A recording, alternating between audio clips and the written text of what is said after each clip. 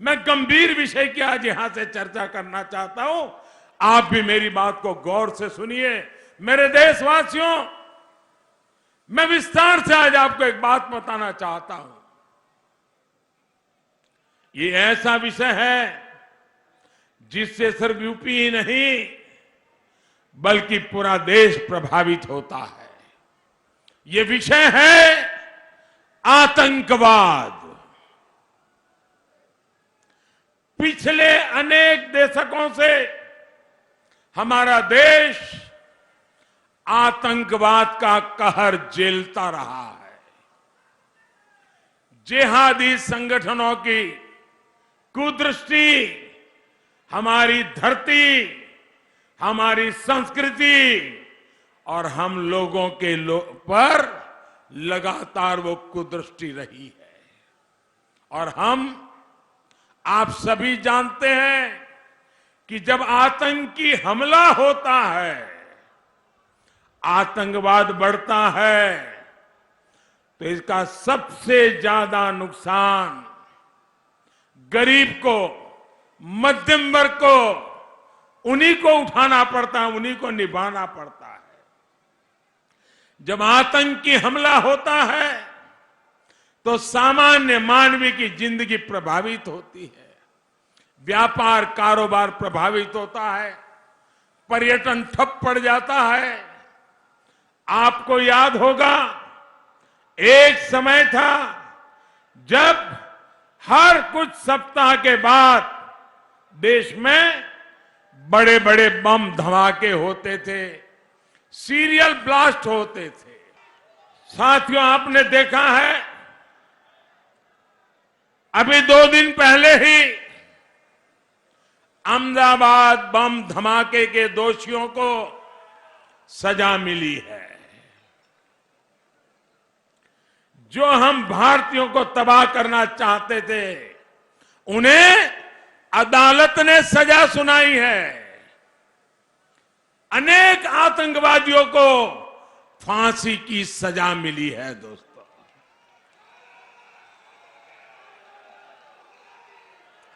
आज मैं विशेष तौर पर इसका जिक्र इसलिए कर रहा हूं क्योंकि कुछ राजनीतिक दल ऐसे ही आतंकवादियों के प्रति मेहरबान रहे हैं।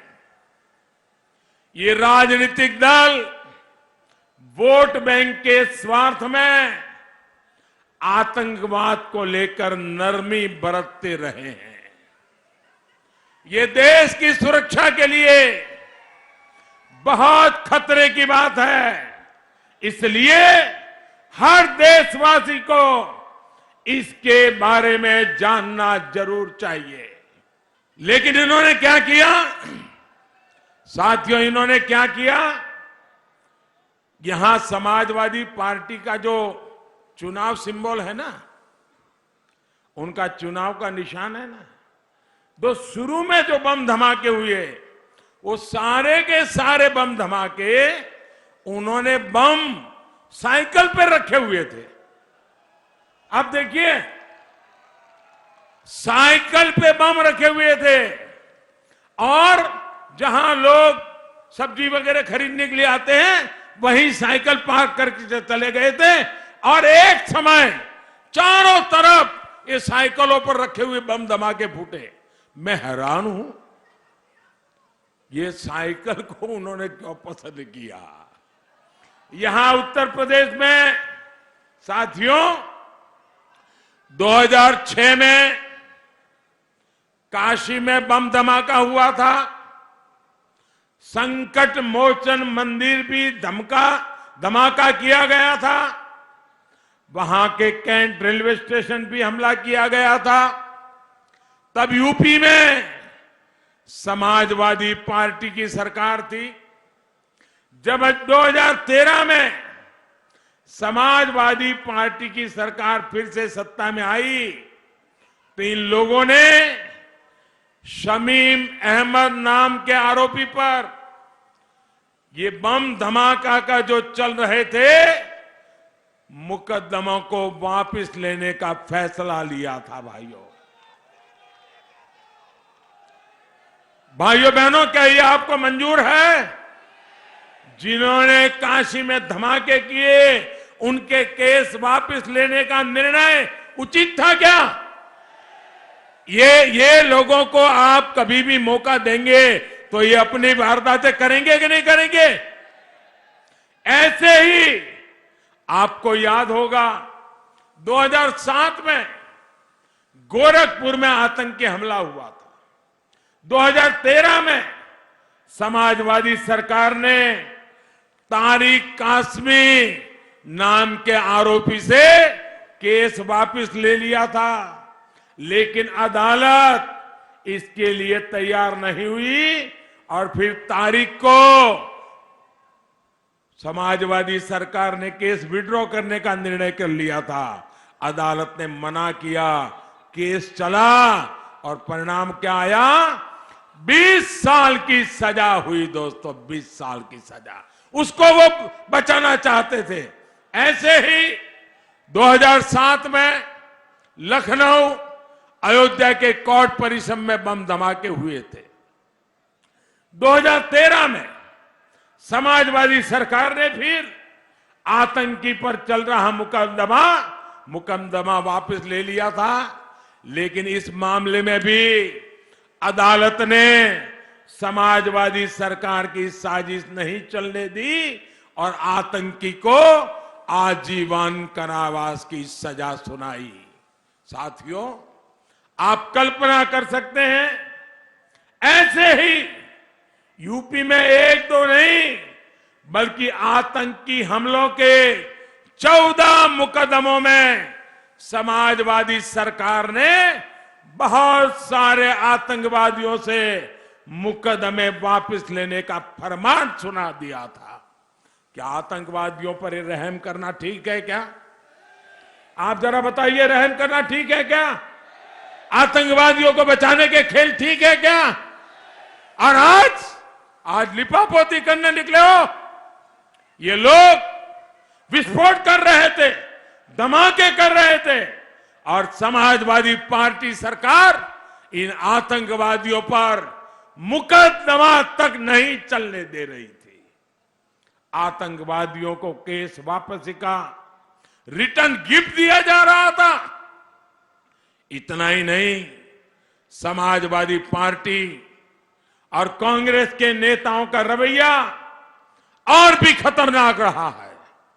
ये लोग ओसामा जैसे आतंकवादी को जी कहकर बुलाते हैं। ये लोग बाटला हाउस एनकाउंटर में आतंकवादियों के सफाए पर आंसू बहाते हैं। ये लोग किसी दिन भारतीय सेना का अपमान करते हैं, किसी दिन पुलिस को बेइज्जत करते हैं, जबकि हमारी सरकार ने नेशनल वॉर मेमोरियल और नेशनल पुलिस मेमोरियल बनाया है। हम हर शहीद का सम्मान करते हैं। इतने वर्षों तक मैं इसलिए चुप रहा क्योंकि अहमदाबाद ब्लास्ट केस की सुनवाई चल रही थी। आज जब अदालत ने आतंकियों को सजा सुना दी है तो मैं अब विषय को देश के सामने उठा रहा हूं और मैं आज गुजरात पुलिस की भी प्रशंसा करूंगा कि उसके प्रयासों से आतंकियों के कई मॉड्यूल्स का खात्मा हुआ है। मैं चाहता हूं, मैं आज विशेष रूप से जो लोग अपने आप को बुद्धिजीवी कहते हैं, जो लोग मीडिया में अपना कर्तव्य भाव समझते हैं, जिनसे हम आशा कर सकते, जिनसे आशा नहीं करते उनको हम प्रार्थना भी नहीं करते, उनका समय हम बर्बाद करना नहीं चाहते। लेकिन बहुत लोग हैं जिनसे देश आशा कर सकता है, देश उन पर भरोसा कर सकता है। इसलिए मैं ऐसे मीडिया हाउसेस को, मैं ऐसे अखबार वालों को, मैं ऐसे लेखनी लिखने वाले से आग्रह करूंगा, देश के सामने इन तथ्यों को उजागर किया जाए। अब अदालत ने जब न्याय दे दिया है, तब देश के लोगों के सामने पर्दे के पीछे की बातें खोज करके मिलाना, पहुंचाना, मुझे विश्वास है अगर ये चुनाव की आपाधापी न होती तो सब हफ्तों तक ये अहमदाबाद के अदालत का फैसला है, हफ्तों तक चलता। मैं चाहता हूं ये सच्चाई देश के सामने आनी चाहिए। देश को जागरूक करने का काम सिर्फ राजनीतिक दलों का नहीं, हम सबका है। और इसलिए मैं विशेष रूप से मीडिया की चुपकी चल रही है, मैं उनसे कहता हूं जी खोल करके सच्चाई देश के सामने लाइए और देश की रक्षा में आप भी सहायक बनिए। हमें ऐसे लोगों से, भाइयों बहनों, हमें ऐसे लोगों से, ऐसे राजनीतिक दलों से हमेशा सतर्क रहना है। ये लोग कुर्सी के लिए, अपने स्वार्थ के लिए देश को भी दांव पर लगा देते हैं, देश के सुरक्षा से भी खिलवाड़ कर देते हैं। साथियों, यूपी का तेज विकास सबसे प्रयास से ही हो सकता है और इसलिए मैं हमेशा कहता हूं सबका साथ, सबका विकास, सबका विश्वास और सबका प्रयास।